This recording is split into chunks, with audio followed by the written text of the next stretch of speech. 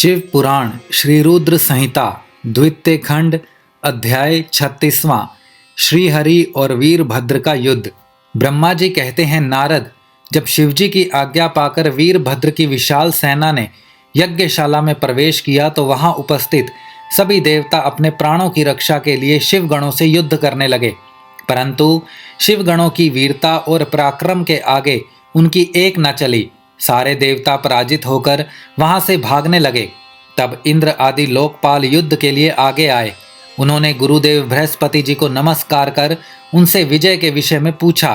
उन्होंने कहा, हे गुरुदेव बृहस्पति, हम यह जानना चाहते हैं कि हमारी विजय कैसे होगी। उनकी यह बात सुनकर बृहस्पति जी बोले, हे इंद्र, समस्त कर्मों का फल देने वाले तो ईश्वर हैं। सभी को अपनी करनी का फल अवश्य भुगतना पड़ता है। जो ईश्वर के अस्तित्व को जानकर और समझकर उनकी शरण में आकर अच्छे कर्म करता है, उसी को उसके सत्कर्मों का फल मिलता है। परंतु जो ईश्वर की आज्ञा के विरुद्ध कार्य करता है, वह ईश्वर द्रोही कहलाता है और उसे किसी भी अच्छे फल की प्राप्ति नहीं होती।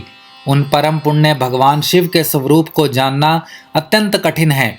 वे सिर्फ अपने भक्तों के ही अधीन हैं, इसीलिए उन्हें भक्त वत्सल भी कहा जाता है। भक्ति और ईश्वर सत्ता में विश्वास न रखने वाले मनुष्य वेदों का 10,000 बार भी अध्ययन कर लें तो भी भगवान शिव के स्वरूप को भली भांति नहीं जान पाएंगे। भगवान शिव के शांत, निर्विकार एवं उत्तम दृष्टि से ध्यान करने एवं उनकी उपासना करने से ही शिव तत्व की प्राप्ति होती है।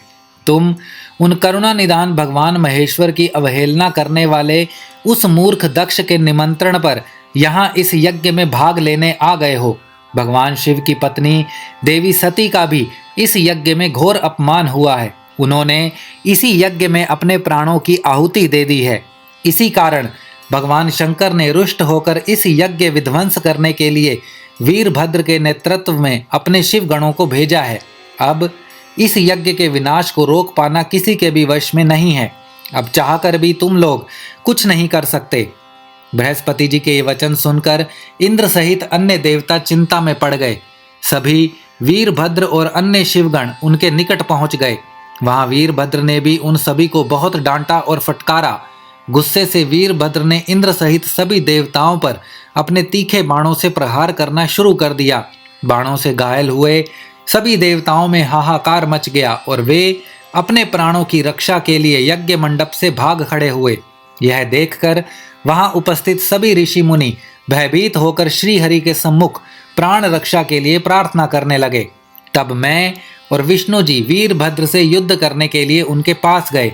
हमें देखकर वीरभद्र, जो पहले से ही क्रोधित थे, हम सबको डांटने लगे।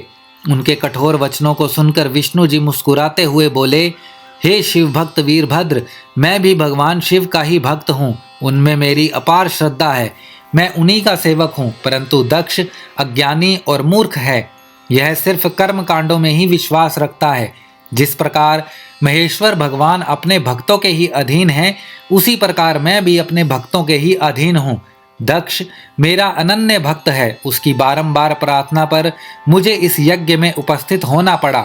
हे वीरभद्र, तुम रुद्रदेव के रौद्र रूप अर्थात क्रोध से उत्पन्न हुए हो। तुम्हें भगवान शंकर ने इस यज्ञ का विनाश करने के लिए यहाँ भेजा है। उनकी आज्ञा तुम्हारे लिए शिरोधार्य है। मैं इस यज्ञ का रक्षक हूँ, अतः इसे बचाना मेरा पहला कर्तव्य है। इसीलिए तुम भी अपना कर्तव्य निभाओ और मैं भी अपना कर्तव्य निभाता हूँ। हम दोनों को ही अपने उत्तरदायित्व की रक्षा के लिए आपस में युद्ध करना पड़ेगा। भगवान विष्णु के ये वचन सुनकर वीरभद्र हंसकर बोला कि आप मेरे परमेश्वर भगवान शिव के भक्त हैं। यह जानकर मुझे बहुत प्रसन्नता हुई। भगवान, मैं आपको नमस्कार करता हूँ। आप मेरे लिए भगवान शिव के समान ही पूजनीय हैं। मैं आपका आदर करता हूँ, परंतु शिव आज्ञा के अनुसार मुझे इस यज्ञ का विनाश करना है। यह मेरा कर्तव्य है। यज्ञ का रक्षक होने के नाते इसे बचाना आपका उत्तरदायित्व है। अतः हम दोनों को ही अपना अपना कार्य करना है। तब श्रीहरि और वीरभद्र दोनों ही युद्ध के लिए तैयार हो गए। तत्पश्चात दोनों में घोर युद्ध हुआ। अंत में वीरभद्र ने भगवान विष्णु के सुदर्शन चक्र को जड़ कर दिया। उनके धनुष के 3 टुकड़े कर दिए। वीरभद्र विष्णु जी पर भारी पड़ रहे थे। तब उन्होंने वहां से अंतर ध्यान होने का विचार किया। सभी देवता व ऋषिगण यह समझ चुके थे कि यह जो कुछ हो रहा है वह देवी सती के प्रति अन्याय और शिवजी के अपमान का ही परिणाम है। इस संकट की घड़ी में कोई भी उनकी रक्षा नहीं कर सकता। तब वे देवता और ऋषिगण शिवजी का स्मरण करते हुए अपने अपने लोक को चले गए। मैं भी दुखी मन से अपने सत्य लोक को चला आया। उस यज्ञ स्थल पर बहुत उपद्रव हुआ।